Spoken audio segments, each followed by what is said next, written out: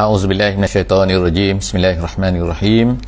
Alhamdulillahirabbil alamin. Nahmaduhu wa nasta'inuhu wa nastahdihi wa nastaghfiruh. Wa na'udzubillahi min syururi anfusina wa min sayyiati a'malina. May yahdihillahu fala mudhillalah wa may yudlilhu fala hadiyalah. Nashhadu an la ilaha illallah wa nashhadu anna Muhammadan abduhu wa rasuluh. Allahumma salli ala sayyidina Muhammad wa ala alihi wa sahbihi ajma'in. Alhamdulillah, bersyukur pada Allah Subhanahu wa taala, kita pada pagi ini kita dapat bersama-sama lagi dalam sesi pada kali ini, iaitu di muka surat yang ke-283 insya-Allah. Hari ini sesi tadabbur Al-Quran akan bersama-sama insya-Allah di surah Isra, surah Al-Isra ayat yang ke-8 sehingga ayat yang ke-17 insya-Allah. Jadi kepada semua yang bersama dengan kita pada sesi kita pada kali ini, harapnya dapat memberi feedback suara dan juga gambar. Alhamdulillah, kalau tolong bantu untuk kita memberi feedback, Alhamdulillah. Terima kasih kepada yang telah memberi feedback. Jadi insyaAllah hari ini kita harapnya dapat sama-sama untuk membuka mushaf di muka surat 283 sebagaimana yang tertera di dalam skrin kita pada kali ini, dan kepada sesiapa yang membuka telefon dan sebagainya, boleh buka insyaAllah di surah Isra ayat yang ke-8 sehingga ayat yang ke-17. Kita akan tengok pada hari ini, selepas daripada kita telah baca sebelum daripada ni tentang surah Isra ni, iaitu ataupun dipanggil juga sebagai surah Bani Israel. Allah Subhanahu wa taala menceritakan di permulaan surah Isra ni tentang Isra, iaitu Isra Nabi sallallahu alaihi wasallam daripada Masjidil Haram ke Masjidil Aqsa. Dan kemudian diterangkan oleh hadis Nabi SAW lagi yang sahih, Nabi kemudian tu di Mi'rajkan, jadi Isra dan juga Mi'rajkan bertemu, menemui melalui langit-langit yang pertama, kedua dan seterusnya. Dan itu telah kita baca, mungkin kita baru dengar saja kan, kita baru saja melepasi bulan Rejab baru ni. Jadi insya-Allah, kemudian selepas daripada itu, dalam muka surat 282 sebelum daripada ni, kita telah dengar bahawa Allah Subhanahu wa taala, kita telah baca sama-sama, tadabbur sama-sama bagaimana Allah Taala telah menyebutkan tentang Bani Israel, iaitu Bani Israel ni Allah Subhanahu wa taala telah katakan bahawa mereka ini akan melakukan 2 kali kerosakan di atas muka bumi yang besar ni, dan kemudian setiap kali apabila mereka melakukan kerosakan, Allah Subhanahu wa taala kenakan kepada mereka ini azabnya, kehancuran mereka melalui orang-orang yang diutuskan oleh Allah SWT menghancurkan mereka. Jadi kita telah baca perkara tersebut, dan kemudian pada hujung muka surat 282 sebelum daripada ni, kita telah baca bahawa Allah SWT sebenarnya mengenakan perkara-perkara tersebut kepada Bani Israel ini supaya mereka ni sedar kan, bahawa jika mereka melakukan kesalahan, Allah SWT boleh kenakan apa juga bentuk tindakan yang Allah Ta'ala nak kenakan. Jadi kita sampai kepada ayat pada muka surat ni pada hari ini, iaitu insya-Allah kita akan masuk di ayat yang ke-8 ayat yang ke-8 daripada surah Isra ni. Jadi insya-Allah kita akan baca sama-sama. Saya bacakan sedikit sebelum daripada kita masuk dengan lebih detail. A'udzubillahi minasyaitonirrajim. Bismillahirrahmanirrahim. Asa rabbukum an yarhamakum wa in 'udtum 'udna وَجَعَلْنَا جَهَنَّمَ لِلْكَافِرِينَ حَصِيرًا. Sadaqallahul azim. Alhamdulillah, maksud daripada ayat ni iaitu Allah Subhanahu wa taala, kita boleh katakan membuat kesimpulan daripada apa yang telah dikenakan, hukuman dikenakan kerana kejahatan Bani Israel tersebut. Maka Allah Subhanahu wa taala katakan, asa rabbukum an yarhamakum. Moga-moga Allah Subhanahu wa taala kata, moga-moga Tuhan kamu akan yarhamakum, yakni menyayangi kamu. Kerana apa? Kerana supaya mengharapkan supaya yarhamakum ni, kalaulah kamu ini selepas daripada kali yang kedua ni, kalau kamu ni bertaubat kepada Allah Subhanahu wa taala, nescaya Allah Subhanahu wa taala akan memberikan nikmat dan sebagainya lah kepada kamu semua. Itu. Jadi Allah Taala kata, tapi Allah Ta'ala memberi amaran dalam waktu yang sama, wa in uttum, kalau kamu kembali semula kepada kejahatan kamu ni, maka Allah Ta'ala kata udna, kami akan kembali semula untuk mengenakan tindakan kepada kamu. Jadi kalau kita tengok kan kepada Bani Israel ni, waalaikumsalam warahmatullahi wabarakatuh. Jadi kalau kita tengok kan Bani Israel ni, Allah Subhanahu Wa Ta'ala akan kenakan kepada mereka macam-macam perkara kan, macam-macam. Jadi sepanjang zaman ni, kalau kita tengok pun sebelum daripada abad yang ke-20 ni, banyaklah tindakan-tindakan yang telah dikenakan kepada mereka kan. Even abad yang ke-20 ni pun ada, kita tengok kan bahawa Bani Israel ni, iaitu orang Yahudi, mereka ni dikenakan dengan macam-macam tindakan. Orang tak suka kepada mereka kerana mereka ni kejahatan-kejahatan yang mereka lakukan. Allah Ta'ala dah beri amaran dah, kalau kamu buat jahat lagi, Allah Ta'ala boleh kenakan hukuman. Jadi wa in uttum audna, kamu buat lagi, aku akan buat lagi, Allah Ta'ala kata.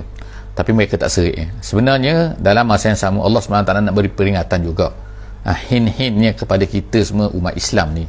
Umat Islam ni umat yang dipilih oleh Allah Subhanahu Wa Taala. Jadi kalau kita ni buat satu perkara melanggar perintah Allah Subhanahu Wa Taala, sebagaimana Allah Taala sebut Bani Israel ini melakukan fasad, fasad mereka ni bukanlah kadang-kadang tu kerosakan kepada manusia. Fasad ni, kerosakan ni dalam bentuk iaitu mungkin mereka ni merosakkan, mengubah kitab Taurat mereka tu. Dan juga mereka telah membunuh Nabi-Nabi. Nabi kita pun mereka nak bunuh. Sebagaimana yang berlaku dalam kisah Bani An-Nadir, iaitu orang Yahudi yang berada di Madinah. Mereka nak bunuh Nabi kita, nak campakkan batu yang besar ke atas kepala Muhammad ni, mereka nak bunuh. Jadi itu memang plan mereka. Jadi Allah SWT kata wa in autum audna, kalau kamu kembali, kami akan kembali lagi. Wa ja'alna jahannam, dan kemudian Allah Ta'ala kata, dan kami jadikan neraka jahannam itu lil kafirina hasira, kepada orang kafir sebagai hasir. Hasir ini ada dua makna lah yang diberikan oleh ulama. Yang pertama sekali, hasir ni makna tempat penjara, tempat tak boleh keluar. Yang keduanya maknanya ialah tika, hamparan. Maksudnya hamparan ni apa? Iaitu tempat duduk mereka. Kalau penjara tu maksud mereka tak boleh keluar daripada situ. Dan yang keduanya hasir tika tu maknanya tempat bawahan mereka tu, ialah mereka ni berada di atas tika tu. Jahannam tu, mereka berada di jahannam. Hasir mereka ialah jahannam. Seterusnya ayat yang ke-9 kita tengok. Inna hazal Quran, kemudian Allah Ta'ala ceritakan tentang Quran pula, kehebatan Quran, apa yang Allah Ta'ala dah berikan kepada Nabi Muhammad ni, iaitu inna hazal Quran, Quran ini Allah Ta'ala kata bukanlah untuk apa-apa, tapi Allah Ta'ala kata yahdi lillati hiya aqwam, dia ni menunjukkan, yahdi maknanya memberi petunjuk, menganjurkan, menunjukkan kepada sesuatu benda yang hiya aqwam, yang paling mantap. Aqwam ni maknanya ialah, kalau ikut dalam bahasa a'dal wa aswab, yang paling betul dan sebagainya kan. Jadi maksud di sini ialah Quran ni, apa-apa yang ada dalam Quran ni, dia adalah yang paling mantap, yang paling kuat, yang paling teguh, yang paling segala-gala yang terbaik. Quran ini kan, itulah yang ditunjukkan oleh Al-Quran. Jadi apa-apa, kalau siapa yang nak satu benda yang teguh, satu benda yang mantap, maka hendaklah dia mengikut kepada Quran ni. Allah SWT. Jadi Allah SWT memuji Quran ni, wa yubashshirul mu'minin, kemudian Allah Ta'ala kata Quran ini memberi khabar gembira, menceritakan perkara-perkara yang menggembirakan orang mukmin, allazina ya'malunas solihat, mereka-mereka iaitu mereka-mereka yang beramal dengan amalan soleh, annalahum ajrun kabira, bagi mereka pahala yang besar. Kalau kita tengok mana dan syurganya dan sebagainya kan, Allah Ta'ala sebutkan dalam Al-Quran ini, iaitu inilah dikatakan khabar gembira. Tapi dalam masa yang sama juga jangan lupa bahawa Allah Subhanahu Wa Ta'ala mengingatkan kita selepas daripada itu, iaitu dalam ayat yang ke-10 Allah Ta'ala kata wa annal ladzina la yu'minuna bil akhirah, dan ingatlah orang yang tak beriman dengan hari akhirat ni, a'tadna lahum azaban alima, kami akan sediakan kepada mereka azab yang pedih, azab alima, azab mu'lim. Jadi kita tengok kat sini insya-Allah kan dua benda kan. Jadi jangan ingat bahawa Quran ini menceritakan dua perkara. Perkara yang memberi khabar gembira, dan juga dalam masa yang sama juga Quran ini menceritakan perkara-perkara yang kalaulah kamu ni buat macam ni, kamu buat kejahatan, kamu menipu, kamu buatlah apa-apa saja kan, tidak beriman, menunjukkan kamu tak beriman kepada hari akhirat ni, kami akan sediakan. Jadi ada dua golongan lah, bukan Quran cerita satu benda saja. Ayat yang seterusnya ialah ayat yang ke-11. Ayat yang ke-11 kita tengok Allah SWT sebut wa yad'ul insanu bisyarri du'aahu bil khairi. Allah sekarang ni sebut kan, yang tadi Allah Ta'ala sebut dalam ayat yang ke-9, yang ke-10 ni tentang Quran. Sekarang ayat yang ke-11 ni Allah Ta'ala ceritakan tentang manusia pula. manusia. Maknanya mana manusia ni, sifat manusia ni Allah Ta'ala sebut di hujung tu wa kanal insanu ajula. Kita tengok kan dalam hujung ayat yang ke-11 ni Allah Ta'ala sebut manusia ni dia adalah ajula. Ni ajula kan, maknanya dia ni ajula ni makna gopoh, maknanya dia ikut perasaan, dia tak boleh berfikir panjang kalau apa-apa ni kan, dia kadang-kadang nak cepat. Untuk ajula ni makna gopoh lah kalau ikut bahasa Melayu ni kan. Tapi maksud gopoh tu bagaimana Allah Ta'ala sebutkan sini, di antara bentuk kegopohan manusia ni kan, kekalutnya mereka ni kan, kalau mereka ni ditimpa kejahatan dalam keadaan marah ditimpa keadaan suasana yang menekan mereka dan sebagainya kan, apa mereka buat? Allah Subhanahu Wa Ta'ala kata sini wa yad'ul insanu bisyarri, dia akan berdoa dengan kejahatan.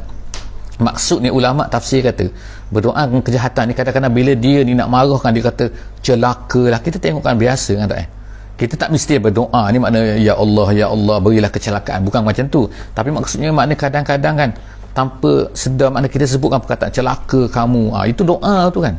Kita marah pada anaknya, kita kata kamu ni bodoh dan sebagainya kan, itu adalah doa-doa yang tak bagus. Jadi Allah SWT sebut sini wa yad'ul insanu bisyarri, dengan keburukan, dengan kecelakaan, iaitu ulama kata bila berada dalam keadaan marah, dalam keadaan tak sedar, dalam keadaan ialah tak boleh kontrol perasaan, maka dia pun berdoa dengan keburukan, meminta keburukan. Jadi seolah-olah sama doa'ahu bil khairi, Allah Ta'ala kata sama dengan seolah-olah sama macam dia berdoa kepada kebaikan. Maknanya dalam keadaan okey dia akan minta dengan kebaikan bersungguh-sungguh lah, nak ya Allah Ta'ala berilah kesihatan, berilah begini. Tapi bila dia tak sedar, tengok-tengok dia berdoa dengan kejahatan kepada orang lainnya. Allah Ta'ala katakan iaitu bisyarri sini lah, sama ada ke atas dirinya sendiri ataupun ke atas orang lain, ke atas keluarganya dan sebagainya. Jadi doa-doa begini adalah merupakan Nabi kata jangan ditakuti apa kan, ditakuti takut pada masa tu, masa-masa dia berkata berdoa dengan kejahatan itu, Allah Ta'ala makbulkan doa dia tu, nanti akan terkenalah kejahatan yang dia minta tu kan. Yang dia kata, sebab itulah kita kata bodoh, celaka, apa benda semua tu kan, benda-benda yang tak elok tu kan, dengan doa yang tak elok tu, takut nanti masa tu Allah Ta'ala makbulkan, so apa akan jadi? Celaka nanti jadi, bodoh nanti kan. Jadi Allah SWT kata jangan sebagaimana dia ni manusia ni dia berdoa dengan kebaikan, dia berdoa juga kejahatan itulah sifat yang Allah Ta'ala kata wa kanal insanu ajula, mahu manusia ni sangat-sangat ajul. Seterusnya ayat yang ke-12 wa ja'alna al-laila, kemudian Allah Ta'ala pergi pula kepada sebutkan tentang malam, iaitu tanda-tanda yang Allah Ta'ala tunjukkan yang berlaku di keliling kita, yang menunjukkan kepada kebesaran Allah Subhanahu Wa Ta'ala, wahdaniyah, keesaan Allah Subhanahu Wa Ta'ala. Allah Ta'ala kata wa ja'alna al-laila wan-nahara ayataini, Allah Ta'ala jadikan malam dan juga siang itu sebagai dua tanda, ayataini, kedua-dua tu. Ada setengah ulama kata malam dan juga siang sini, malam dan siang lah, iaitu gelap dan cerah ni yang berpusing-pusing, yang beralih-alih bertukar ganti ni. Tapi ada yang kata, setengah ulama kata maksud siang dan malam di sini adalah maksudnya adalah matahari dan juga bulan. Itu adalah pandangan-pandangan ulama tafsir lah saya sebut. Jadi Allah Ta'ala kata dia jadikan malam dan juga siang itu ataupun matahari dan bulan itu sebagai ayat ini, dua tanda. Famahawna ayatal laili wa ja'alna ayatan nahari mubsirah. Allah Ta'ala kata kami padamkan ayatal laili, tanda malam itu, wa ja'alna ayatan nahar, dan kami jadikan pula tanda siang. Tanda siang tu makna siang lah, kita katakan siang itu mubsirah tu cerah, cerah boleh nampak. Kita tengoklah kan, ni kita ni waktu pagi sekarang ni kan, sebentar lagi akan cerah ni, matahari dah naik dah sekejap tadi kan. Jadi di tempat kami lah kan, di Brunei ni, jadi maknanya ialah dia akan cerah, mubsirah. Jadi itu semua adalah tanda kejadian Allah Subhanahu Wa Ta'ala, tanda kekuasaan Allah Subhanahu Wa Ta'ala. Allah Ta'ala tukar gantikan, menjadikan siang tu cerah, malam tu gelap. Bayangkan kita kan, kalau kita nak tidur pun, kalau cerah sangat susah nak tidur kan, kalaulah gelap maka kita mudah tidur, nampak. Jadi Allah Ta'ala dah jadi cantik kan, malam tu gelap, jadi boleh rehat dan sebagainya. Allah Ta'ala jadikan siang itu mubsirah. Mubsirah tu makna cerah kan. Untuk apa Allah Ta'ala sebut situ kan? Untuk apa? Litabtagu fadlam mir rabbikum, untuk kamu mencari. Litabtagu, kamu mencari, menuntut memperolehi fadlan, iaitu kurniaan. Kurniaan di sini iaitu dengan kamu berusaha lah, bikasbin, ulama tafsir kata kan, iaitu kamu berusaha, kamu pun dapatlah apa ni yang dikatakan kurniaan Allah Ta'ala mir rabbikum. Tapi kena ingatkan bahawa semua tu adalah kurniaan daripada Allah Subhanahu Wa Taala. Walaupun kita nampak kita yang menanam, tapi yang menumbuhkan Allah Subhanahu Wa Taala. Walaupun kita nampak kita yang mengail, kita yang memukat ikan, tapi yang menjadikan kita ni dapat ikan tu ialah Allah Subhanahu Wa Taala. Nampaknya kita lah yang memelihara haiwan, tapi kena tahu bahawa semua benda tu adalah kurniaan Allah SWT. Kalau Allah Ta'ala matikan haiwan tu, kita nampak kita lah yang melakukan industri dan macam-macam kan, seolah-olahnya macam kita lah yang menghasilkan. Tak, kalau Allah Ta'ala tak izin, tak boleh. Jadi semua tu adalah merupakan dipanggil fadlan. Sebab tu kata kurniaan. Kita kena ingat kan, semua benda tu adalah kurniaan daripada Allah Subhanahu Wa Ta'ala. Mir rabbikum, itu yang pertama. Allah Ta'ala jadikan malam dan juga siang, matahari dan juga bulan tadi tu. Kemudian yang kedua, Allah Ta'ala kata wali ta'lamu adadas sinina wal hisab, dan supaya juga kamu ini dapat tahu adadas sinin, bilangan-bilangan tahun, dan juga hisab, perkiraan waktu. Perkiraan hisab situ maksudnya ialah perkiraan waktu yang al-awqat.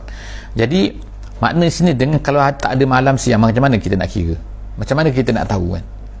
Kalau tak ada malam siang, macam mana kita nak tengok musim? Macam mana tahu musim? Tak kira lah manusia ni ada jam, tak ada jam ke, ada jadual kalender dan sebagainya kan. Tapi kalau lah tak ada malam siang ni, habis, rosak kan. Jadi kita boleh tahu kan, oh hari ni berapa hari, 365 hari, oh setahun. Bila tahun ada 4 musim, bagi orang ada musim lah kan. Kemudian kita tahu, oh ni musim hujan, ni musim panas, ni musim monsun, ni musim, semua tu adalah dengan adanya matahari dan juga bulan, dengan adanya siang dan juga malam. Jadi semua tu Allah menyuruh kita ni berfikir bahawa semua tu adalah merupakan ayah, sebagai ayah kan. Wa kulla syai'in, Allah Ta'ala kata, dan semua benda itu fassalnah, wa kulla syai'in fassalnahu tafsila. Semua benda kami detailkan. Kalau ikut detail kan maksudnya perjelaskan. Ikut tafsila tu maknanya detail kan. Tapi asal makna fassala ni ialah qata'a, potong. Potong tu maknanya sebiji kan. Kita boleh tahu kan. Ataupun dalam tafsir ada bayanna tibyanan, iaitu kami jelaskan semua benda.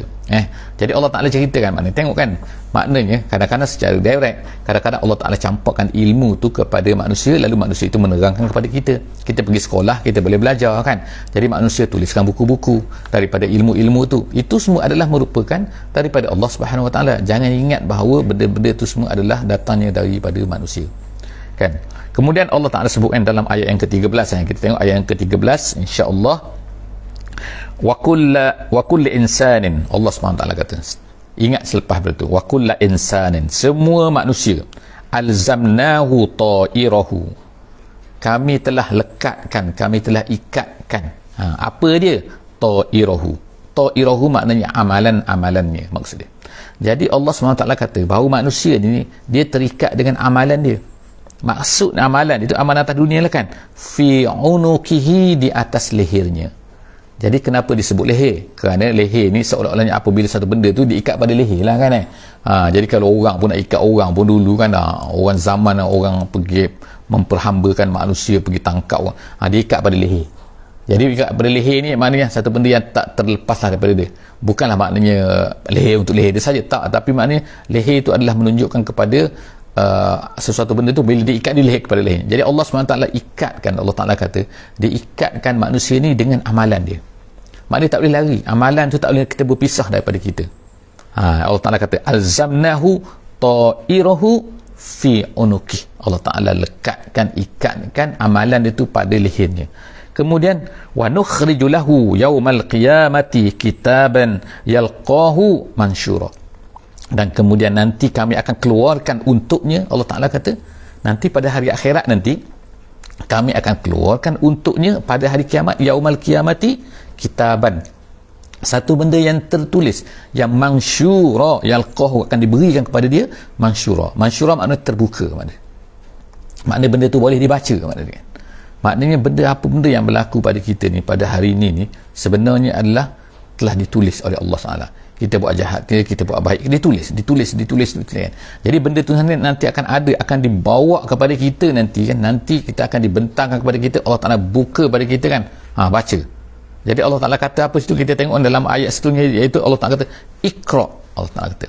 Jadi ini adalah satu gambaran kan. Jadi bila kita baca ayat-ayat begini, kita ingatkan bahawa apa kita boleh gambarkan, apa yang akan berlaku kan pada hari akhirat kan. Jadi kita tak adalah kita tak perlu kepada TV, tak perlu kepada apa kan. Bila kita baca Quran ni, kita dah boleh gambar dah bentuk dia kan, suasana dia kan. Sebab kalau kita kata perlukan TV, barulah nak faham benda ni. Untuk orang ada TV lah, orang zaman dulu, orang di negeri-negeri yang tak ada TV dan sebagainya. Tapi sebab itulah bila kita baca Quran, kita dengar orang baca Quran, kita dengar orang sembahyang baca Quran, kita dengar orang qiraatul Quran, tilawatul Quran kan, kalau orang faham, maka dia akan menakutkanlah benda-benda ni kan. Iaitu suasana di mana Allah Ta'ala kumpulkan amalan kita pada hari ini ni. Waalaikumsalam warahmatullahi wabarakatuh. Allah Ta'ala kumpulkan amalan kita pada hari ini bukannya begitu saja kan, tapi benda tu tertulis kan, dan dengan detail. Kemudian Allah Ta'ala kata kat sini kan, lepas tu akan dicampakkan kepada kita, akan diberikan kepada kita, dan dia tu terbuka, yang mana kemudian Allah Ta'ala kata Iqra' kitabak. Dalam ayat seterusnya, iaitu ayat yang ke-14 ayat ke-14 Allah Ta'ala kata Iqra' kitabak. Sekarang baca kitab kamu. Kitab kamu tu apa? Iaitu apa yang menuliskan buku kamu tu, yang menuliskan segala amalan kamu tu semasa atas dunia. Jadi Iqra' kitabak, baca kitab kamu. Kafa binafsikal yawma alaika hasiba. Allah Ta'ala kata cukuplah binafsika, untuk diri kamu, al yawma, pada hari ini, iaitu hari kiamat, alaika hasiba, kamu ni menjadi pengira. Maknanya kamu kira lah, maknanya kan, bukan kita lah kena kira kan, tapi maknanya dah boleh tengok lah kan, boleh tengok, cukuplah benda tu untuk menjadi bukti kepada amalan-amalan kamu yang sama ada baik ke ataupun jahat ke kan. Maknanya kamu tak boleh nak sembunyikan dah. Sebab apa? Benda semua tu tertulis di dalam tu. Dan Allah Ta'ala minta kita baca, kalau kamu tak percaya bahawa kamu lakukan ini dan sebagainya kan. Jadi kita bacalah di tempat-tempat lain bagaimana Allah Ta'ala sebutkan kan, bahawa manusia pada masa itu cuba untuk mengelak, beralasan dan sebagainya kan, dan mereka bila terbukti tu, mereka pun nak lari balik ke dunia. Nak lari balik ke dunia untuk beramal soleh walaupun sekejap, nak bertaubat. Tapi Allah Ta'ala kata no, tak boleh dah kan, ini bukan tempat, di sini adalah tempat pembalasan, iaitu di hari akhirat. Al-yawma tu.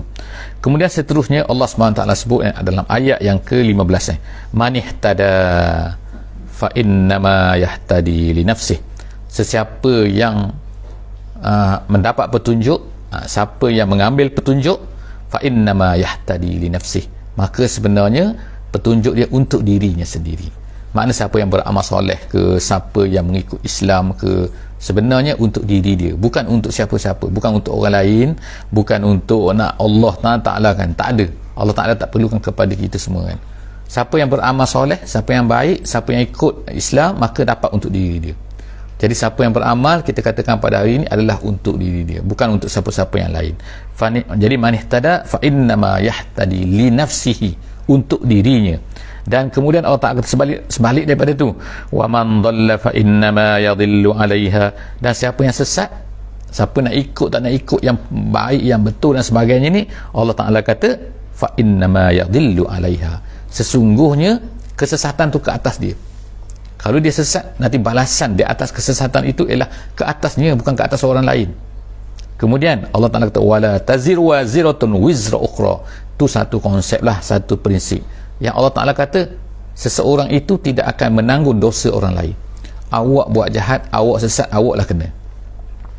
Ayat ini ulama kata inilah satu konsep, satu benda, prinsip yang dijelaskan oleh Allah Subhanahu Wa Ta'ala, iaitu kalau seseorang tu dia akan tanggung dosa dia lah, tak akan tanggung dosa orang lain. Cuma ada di sana lagi ayat ini ulama-ulama jelaskan dalam tafsir, iaitu tidaklah bercanggah dengan satu ayat lain yang mengatakan bahawa kalaulah seseorang itu mengajak kepada kejahatan, menjadi pelopor kepada kejahatan, menjadi membuat sunnah kejahatan, maka dia juga akan mendapat dosa orang yang mengikutnya. Kenapa pula dia tanggung dosa orang lain? Kerana dia yang memberi saham di dalam kerja-kerja kejahatan yang dilakukan oleh orang yang mengikutnya. Sebab itulah orang-orang yang berada di atas ke, orang-orang yang tak tahulah, kita katakan yang tak tahulah macam-macam lah sekarang kan, dalam media sosial kan, mengajar, mencadangkan, membuat promosi benda-benda yang tak elok kan, tak kira dalam TV ke dalam radio ke, kalau dia promosi, dia ajak, dia mestartkan, mempioneerkan satu benda yang jahat, satu benda yang tak elok, maka dia akan tanggung dosa sampailah kiamat, selagi mana orang buat benda tu. Ini tak bercanggah dengan ayat ni kan? Tak bercanggah. Sebab apa? Ayat ni nak kata apa? Dia akan tanggung dosa, tak tanggung dosa orang lain. Yes, tak ada kaitan. Yes, Tapi kalau dosa tu orang buat kerana mengikut dia, maka dia akan dapat dosa juga. Dia juga mempunyai saham. Itu juga. Jadi Allah Ta'ala kata, wa ma kunna mu'azzibin hatta nab'asa rasula. Kemudian Allah Ta'ala ceritakan satu prinsip lain, iaitu Allah Ta'ala ni sayangnya kepada manusia.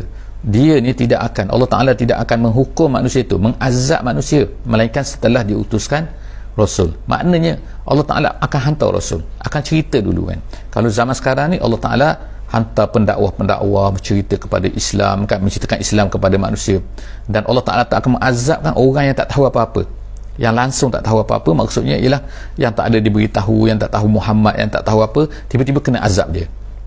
Tak, Allah Ta'ala sejak daripada dulu prinsip dia ialah Allah, wa ma kunna mu'azzibin. Allah Ta'ala kata kami tak akan mengazabkan manusia ni kecuali hatta nab'asa rasula, sehingga kami utuskan Rasul kepada kaum tersebut.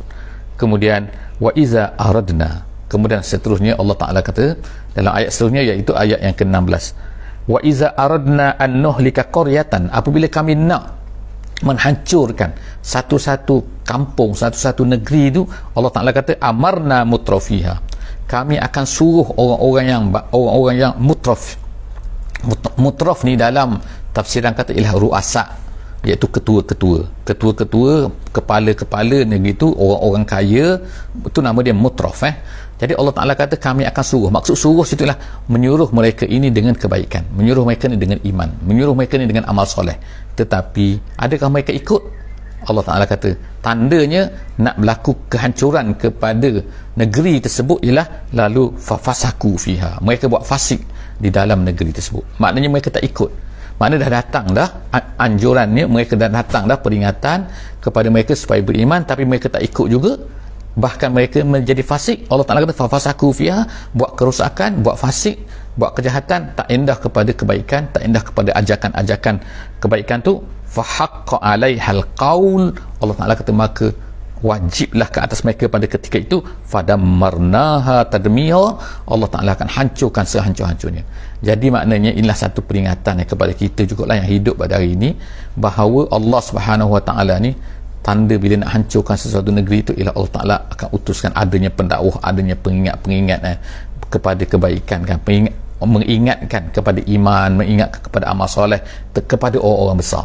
Apabila orang besar ni tak lupa juga, tak nak juga dengar fafasaku, maka pada masa itu Allah Ta'ala kata kami akan hancurkan negeri tersebut, fadammarnaha tadmira. Ayat yang ke-17, ayat terakhir, Allah Ta'ala kata wa kam ahlakna, apa yang akan berlaku ni, iaitu sunnatullah ini, peraturan Allah Ta'ala ini, Allah Ta'ala hancurkan ni, tanda-tanda begini-begini bukan sekali berlaku, bukan tak pernah berlaku, dah banyak dah berlaku. Allah Ta'ala kata berapa banyak kam ahlakna minal qurun, berapa banyak kami dah hancurkan minal qurun. Qurun tu maksudnya ialah umam. Dalam tafsiran kata umam ni mana bangsa-bangsa, kaum-kaum yang terdahulu, iaitu bila min ba'di Nuh, selepas daripada Nabi Nuh. Maknanya bukan Nabi Nuh, masa zaman Nabi Nuh ni kena banjir besar semua sekali, mati semua, tapi selepas Nabi Nuh pun banyak lagi kurun-kurun yang lainnya. Kurun-kurun yang lain iaitu bangsa-bangsa, kumpulan-kumpulan manusia yang lain, umat-umat yang selepas daripada itu yang telah dihancurkan. Wa kafa bi rabbika, Allah Ta'ala kata cukuplah bizunubi rabbik, wa kafa bi rabbika bizunubi ibadihi, dengan dosa daripada hamba-hambanya itu cukuplah bagi Allah itu untuk apa ni, Allah Ta'ala ni khabiran basira, Allah Ta'ala tahu. Khabiran basira maknanya lah tahu zahir dan juga batin. Maknanya dosa-dosa hamba bizunubi ibadihi ni, bizunubi ibadihi, Allah Ta'ala kata dengan dosa-dosa hamba Allah Ta'ala tahu semua. Jangan nak sembunyilah, jangan nak kata kami tahu. Jadi Allah Subhanahu Ta'ala sebutkan sini bahawa kan, kalau orang kata tak, kami tak bersalah kan, mereka kata kami ni tak ada, kami tak buat salah, kami ni sebenarnya tak, Allah Ta'ala tahu. Allah Ta'ala tahu dalam perut, Allah Ta'ala tahu dalam hati, Allah Ta'ala tahu yang zahir kan. Jadi kalau manusia ni, dia mungkin kita tahu yang zahir saja. Kita boleh dengar kan, oh dia cerita dalam media sosial kata tidak, bercerita dalam surat khabar kata tidak, bercerita dalam YouTube kata tidak, bercerita tidak, tapi Allah Ta'ala tahu apa yang ada di dalam hati manusia. Jadi kalau manusia kata nak menipu kan, kata tidak pun, tapi Allah Ta'ala tahu. Khabiran, Allah Ta'ala ni khabiran, khabir tu makna tahu yang batin, basira Allah Ta'ala tahu yang zahir. Jadi zahir batin semua Allah Ta'ala tahu. Jadi setakat itulah saja, insya-Allah daripada muka surat hari ini 283. Jadi insya-Allah bersama lagi kita akan datang dalam sesi kita di muka surat 284, apa cerita Allah SWT lagi dalam muka surat seterusnya. Jadi insya-Allah jangan lupa setiap hari kita berjumpa, satu hari kita mempelajari, kita mendengar, kita mengambil tadabbur satu muka surat satu hari, insya-Allah. Jangan lupa untuk share dengan semua kawan-kawan kita, dengan di mana saja ada grup-grup, insya-Allah masukkan link kita ni kepada semua, insya-Allah kan, supaya kita dapat manfaat daripada apa yang kita sama-sama dengar pada hari ini. Aku qauli hadza wa astaghfirullahal azim wa li wa lakum wabillahi taufiq wal hidayah. Wassalamu alaikum warahmatullahi wabarakatuh.